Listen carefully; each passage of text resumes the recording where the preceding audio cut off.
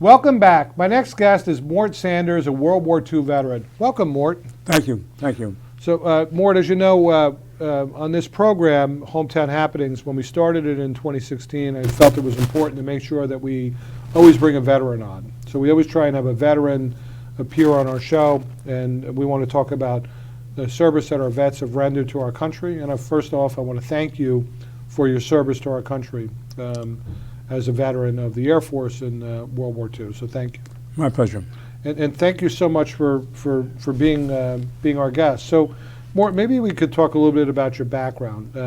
Where were you born? Where were you raised? Okay. I was born in the Bronx, and I went to DeWitt High School in the Bronx, North Bronx, okay? And my brother and I lived on Marshall Parkway in the Bronx with my family. And I went to DeWitt High School, and in 1943, there were 8 of us that graduated high school, and we were 18, and we all enlisted in the services.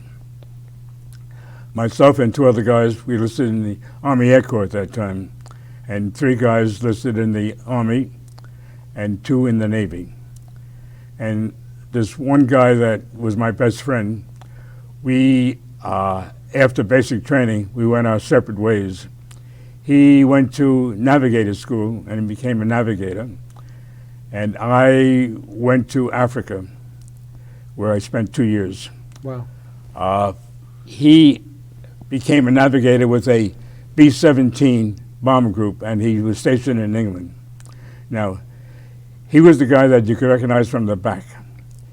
He was short, he had jet black hair, combed all the way in the back, and he had ears that stuck out from his head like this, okay? And you knew him if you just saw his back. Mm. His name was Donald Lowett. I called him Donnie, and he called me Morty. Mm. And he, with this bomber group in England, after a certain number of missions flying over Germany, which was very dangerous at that time, they went on furlough. They flew back to the United States. And when they got the furlough, they came down to my base in, now it's called Senegal. Mm-hmm. It was called French West Africa before, on the western side of Africa. And one day I had to leave the headquarters. I had to go out to this, one of the B-17s that landed and pick up a log there, okay? And as I came into this plane, I saw this guy sitting at the navigator's table with long black hair, short, and his ears stuck out like this. And he said, I called him, his name was Donald Lowett, okay? Mm-hmm. I called him Donnie. He turned around and he looked at me and says, hi, Morty Saunders. So there were 16 million people in World War II, 16 million service people. And I found him like 1 in a million. That's funny. Yeah. That's funny. And you guys went to school together and everything else? Everything. Right? We walked to school together every morning. It was just a beautiful existence. And now of the 8 guys, they're all gone. I'm the only one left. Oh. So it's a long time in coming. So Mort, let's talk a little bit about. So you enlisted. Maybe tell us a little bit about what basic training was like for you, and what you did after basic. Well, there were 2 places for basic training when I was in the service. One was in Greensboro, North Carolina, during December now, and the other place was Miami Beach, Florida. Oh. Okay, and this other guy that enlisted with me, another very, very close friend. After we got our uniforms, we had to go to basic training. And he went down to Miami Beach, Florida. And when I went to Greensboro, North Carolina in the wintertime, and I was dressed in an overcoat and boots every morning, and he was wearing a bathing suit, okay? And one day he sent me a picture of himself in a bathing suit leaning against a palm tree down in Florida. So that was nice. So after that, I went to Charleston, South Carolina. I spent a year there. Mm-hmm. With at the Air Force base there, okay? Mm-hmm. And then after that, I went to Africa for 2 years. Mm-hmm. So tell me a little bit about your, so you went through a lot of training. Tell me a little bit about your being stationed in Senegal now, in French West Africa at the time. What were you assigned to do? I assume you were assigned to a base down there? I worked in headquarters down there. Mm-hmm. And It was nice. It was a 9-to-5 job, no Mhm. problems at all. And it was an interesting experience, especially when you make friends with people in other countries. It was very nice. Right. And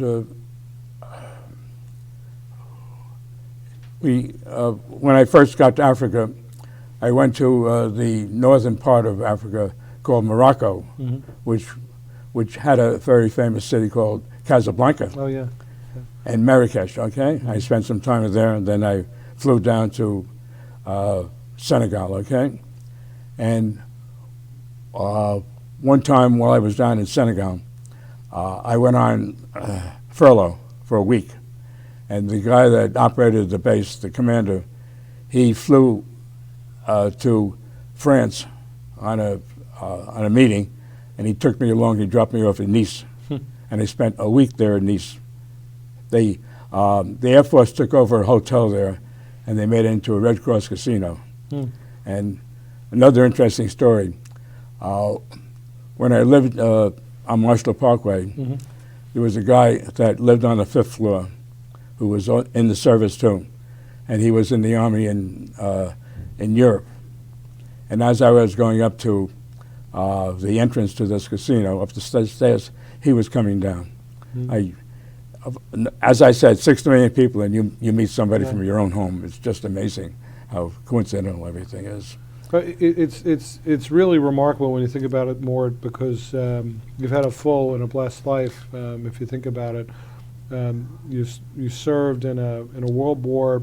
There were 16 million soldiers that served, and today there's about 300,000 that are still.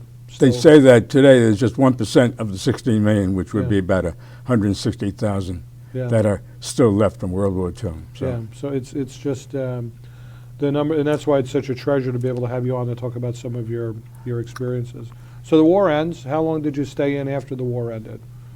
When did you get discharged from the Air Force? 1946. 46. So the Yeah. war ended in 45. 45, right. Yeah, ended in 45, and then obviously they kept Everybody had to come home, yeah. Right.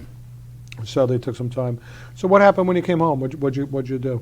Well, before, when I graduated high school, I spent my first year in college at NYU Uptown, okay? And then it was a Feb-Seb type of school year. It started in February compared to September today, and you ended in September, okay? Feb-Seb it was called. And then I enlisted, and I left for basic training in December of that year, 1943. And then went to Camp Dix for my uniforms, and then we went to basic training for 6 weeks. And it was interesting, okay. And then I went down to Charleston, South Carolina with at the Air Force Base down there, okay. And time went by very quickly. And then after the service, I went back to school, NYU, and I finished my degree there. And then in 1949, my brother and I started opening up motion picture theaters here in the tri-state area. So as we said before, we had the theater in Spring Valley, the Studio Theater. We had the theater down in Nyack on Main Street. We had the theater here in New City, which was very good at that time. But after a while, they started to make multiplex theaters where you had 16 or 18 screens in one theater. Right. So that killed the individual theaters. Right. But you spent about 30 years doing that, though. Yeah, right, yeah. And we were talking off air before the interview, and it's funny because my job in high school and early college was working in a bunch of those theaters that you own, but you had sold them by that time. Yeah. So I work for you now as the town supervisor. I didn't work for you back then. How about that? It's a small world, yeah, right? It's It a is small a world, small though. world, You know, sure. it's like a kismet, if you will. But I had actually worked in the theater in Spring Valley and the one in New City. Did some shifts here, and then the one in Spring Valley was my primary one. and also the one down in Nyack too a little bit. But yes, I remember those days, very well and fondly, as a kid, working in those theaters. And you're right, it's those small theaters. Unfortunately, they were kind of put to the test by the bigger theater complexes. And now, of course, with all the video and streaming services, right now the theater business in general is just difficult. But hopefully we'll see a bit of a resurgence.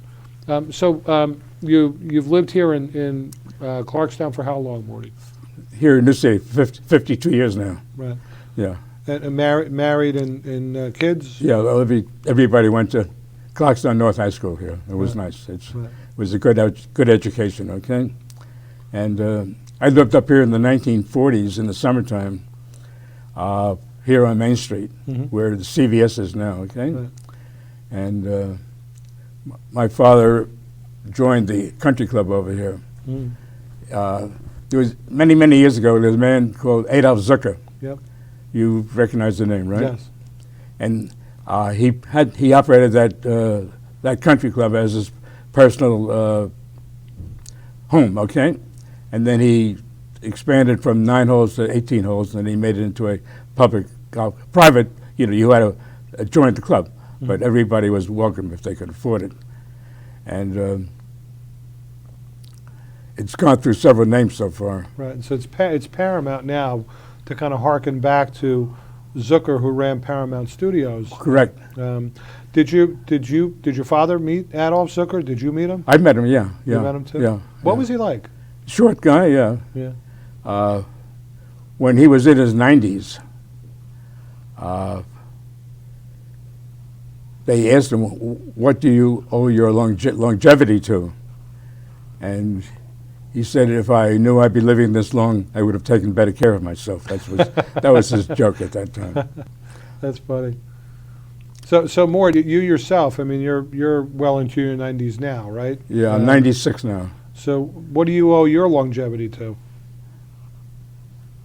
I guess eating well and getting a good night's sleep, which is important too, and just be happy with what you have. That's all. A lot of people have more than you, but a lot of people have less than you too. So you just be happy with what you have. That's the important thing.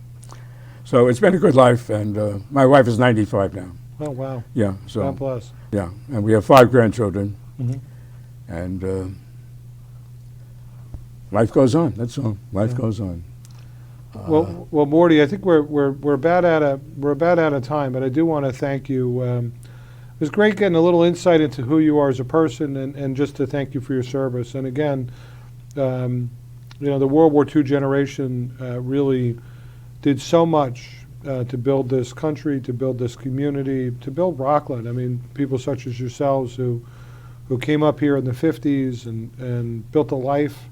50s and 60s, and built a life and really made this place what it is. And we're indebted to you not just for your service to the country, but your service here, as a resident in the town, really helping Clarkstown to become what it's become today. And I want to thank you for that service, and I want to thank you for being such a great guest. My pleasure. My pleasure, George. Okay. Stay tuned. We'll be right back.